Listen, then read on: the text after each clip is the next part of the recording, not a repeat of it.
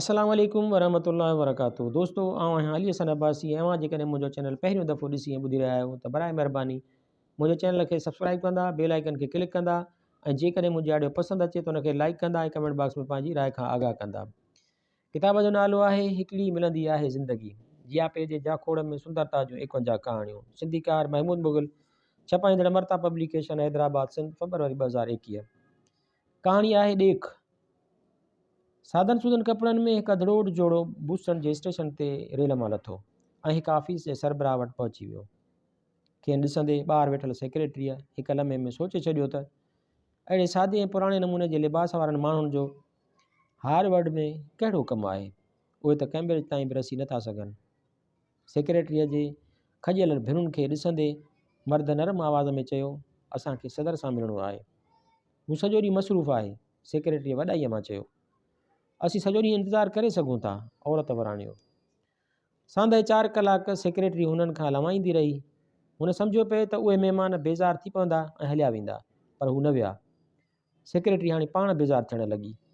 खेसि मुंझ बि थियण लॻी हुई ऐं वटसि ॿियो को बि हीलो न बचियो हो सवाइ इन जे त हू सदर खे वञी ॿुधाए।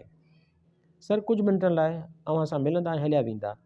सदर बि अलाए छा सम्झी वॾाईअ सां हाकार कई, पर खेसि इहो ॿुधी ॾाढो अजीब लॻो हो त संदसि मुलाक़ाती पुराणे अंदाज़ जे लिबास में ॿाहिरि वेठल आहिनि। जॾहिं हू अंदरि आया त पंहिंजे चहिरे ते फ़ख़्रु भरींदे वॾी वॾाईअ सां महिमाननि खे चयाईं, कमु कहिड़ो आहे?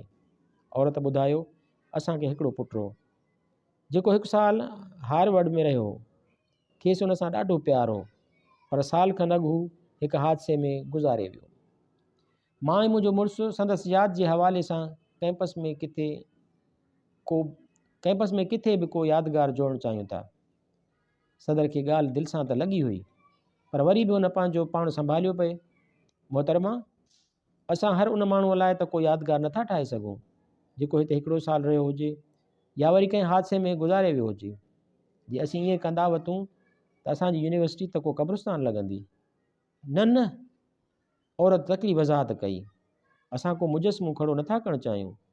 असां त सोचियो पिए त असां हार्वर्ड खे का इमारत तोहफ़े में ॾियूं। सदर जा तारा फिरी विया।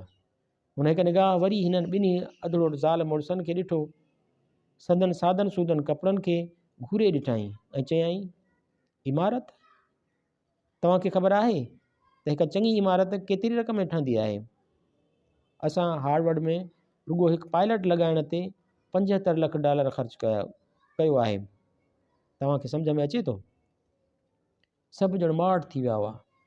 सदर खे लॻो त हाणे हिननि देसी माण्हुनि मां जान छुटंदी। ज़ाल पंहिंजे मुड़ुस ॾे कंधु वराईंदे चयो, त छा कंहिं यूनिवर्सिटी शुरू करण लाइ एतिरा थोरा पैसा खपंदा आहिनि? छो न पाण पंहिंजी यूनिवर्सिटी शुरू कयूं? मुड़ुस हाकार में कंधु धूणियूं ऐं सदर जो मुंहुं ॾिसण वटां हो।